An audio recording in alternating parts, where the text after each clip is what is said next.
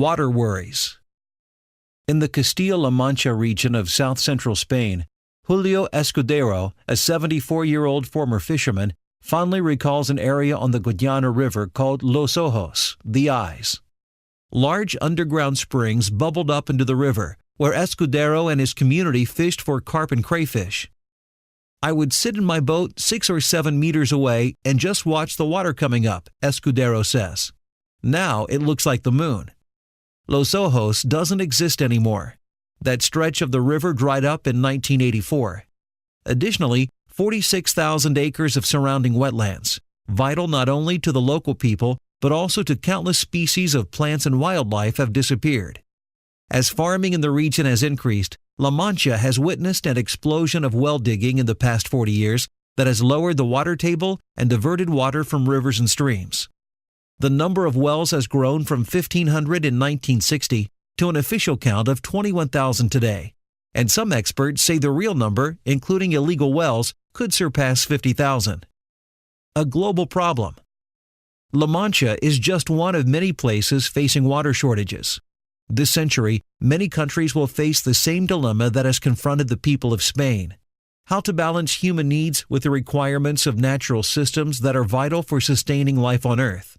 The United Nations recently outlined the extent of the problem, saying that 2.7 billion people would face severe water shortages by 2025 if consumption continues at current rates.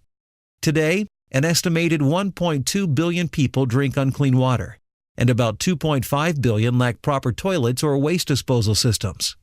More than 5 million people die each year from diseases related to unclean water. All over the globe, humans are pumping water out of the ground faster than it can be replenished.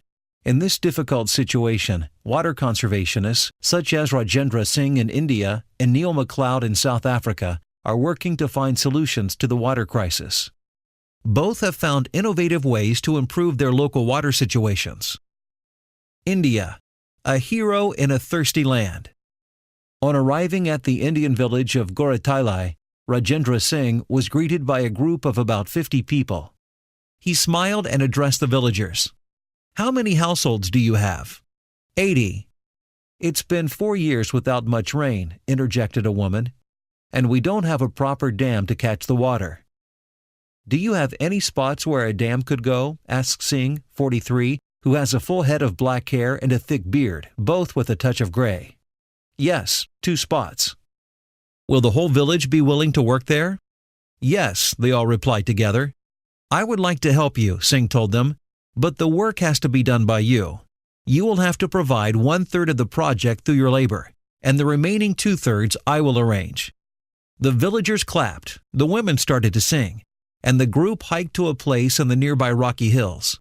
Singh examined the area and after a few minutes declared, "This is an ideal site." His organization would provide the engineering advice and materials. The villagers would supply the work. The 30-foot-high earthen dam and reservoir, known as a johad, could be finished in 3 months, before the start of the rainy season. If the rains were plentiful, the reservoir would not only provide supplemental surface water for drinking and agriculture, but would also replenish dry wells. You will not see the results immediately, but soon the dam will begin to raise the water level in your wells, Singh told the villagers. Soon, Singh was gone, heading to a nearby village that had also requested help building a johad. In recent years, Singh's johads have sprung up all over Rajasthan, an estimated 4,500 dams in about 1,000 villages, all built using local labor and native materials. His movement has caught on, he says, because it puts control over water in the hands of villagers. If they feel a johad is their own, they will maintain it, said Singh. This is a very sustainable, self-reliant system. I can say confidently that if we can manage rain in India in traditional ways, there will be sufficient water for our growing population. South Africa. Waste not, want not. In South Africa, Neil MacLeod took over as head of Durban Metro Water Services in 1992. The situation he found was a catastrophe. Durban had 1 million people living in the city and another 1.5 million people who lived in poverty just outside it. MacLeod and his engineers determined that the entire city was rife with broken water pipes, leaky toilets, and faulty plumbing, whereby 42% of the region's water was simply being wasted. We inherited 700 reported leaks and bursts. The water literally just ran down the streets, recalled McLeod. Demand for water was growing 4% a year, and we thought we'd have to build another dam by 2000. McLeod's crews began repairing and replacing water pipes. They put water meters on residences, replaced 8-liter toilets with 4-liter models, and changed wasteful showers and water taps. To ensure that the poor would receive a basic supply of water, McLeod installed tanks in homes and apartments to provide 190 liters, 50 gallons of water a day free to each household. Water consumption in the city of Durban is now less than it was in 1996, even as 800,000 more people have received service. Through sensible water use, Durban's conservation measures paid for themselves within a year. McLeod has assured the city that no new dams will be needed in the coming decades, despite the expected addition of about 300,000 inhabitants. In Durban, McLeod has also turned to water recycling. At the water recycling plant, wastewater is turned into clean water in just 12 hours. Most people are unable to discern a difference between the usual city drinking water and the treated wastewater, although it is actually intended for industrial purposes. McLeod boasts, "Go to many areas of the world, and they're drinking far worse water than this." Some people still hope that new technology, such as the desalination of seawater, will solve the world's water problems. But the fact is, water conservation is where the big gains are to be made, says Sandra Postal of the Global Water Policy Project. The dedication and resourcefulness of people like Rajendra Singh and Neil McLeod offer inspiration for implementing timely and lasting solutions to the world's water concerns. 11b. Technology as trash. As the morning rain stops in Accra, the capital city of Ghana, and the sun heats the humid air, a terrible-smelling black smoke begins to rise above the vast Agbogbloshie market. Past the vegetable and tire merchants is a scrap market filled with piles of old and broken electronics waste. This waste, consisting of broken TVs, computers, and smashed monitors, is known as e-waste. Further beyond the scrap market are many small fires, fueled by old automobile tires, which are burning away the plastic covering from valuable wire in the e-waste. People walk through the smoke, a highly poisonous mixture of chemicals, with their arms full of brightly colored computer wire. Many of them are children. Israel Mensah, 20, explains how he makes his living here. Each day, scrap sellers bring loads of old electronics. Mensah's friends and family buy a few computers or TVs. They break them apart to remove valuable metals and wires, as well as any parts that can be resold. Then they burn the plastic covering off the wire and sell it to replenish their supply of e-waste. The key to making money is speed, not safety. The gas goes to your nose and you feel something in your head, Mensah says as he knocks his fist against the back of his head. Then you get sick in your head and your chest. Broken computer and monitor cases are unwanted and thrown in a nearby lagoon. The next day the rain will wash them into the ocean. The problem of e-waste. E-waste is being produced on a scale never seen before. Computers and other electronic equipment become obsolete in just a few years, leaving customers with little choice but to buy newer ones to keep up. Tens of millions of tons of computers, TVs, VCRs, monitors, cell phones, and other equipment are discarded each year. Unfortunately, in most of the world, the bulk of all this waste ends up in landfills, where it poisons the environment. E-waste contains a variety of toxic substances, such as lead, mercury, and arsenic, that leak into the ground. Recycling is in many ways the ideal solution to the problem. E-waste contains significant amounts of valuable metals, such as silver, gold, and copper, that make it attractive to recycle. In theory, recycling gold from old computers is far more efficient and less environmentally destructive than digging it from the earth. The problem is that a large percentage of e-waste that is dropped off for recycling in wealthy countries is sold and diverted to the developing world to countries like Ghana. As quantities of e-waste increase worldwide, it poses an increasing threat to the health of people living in the developing world.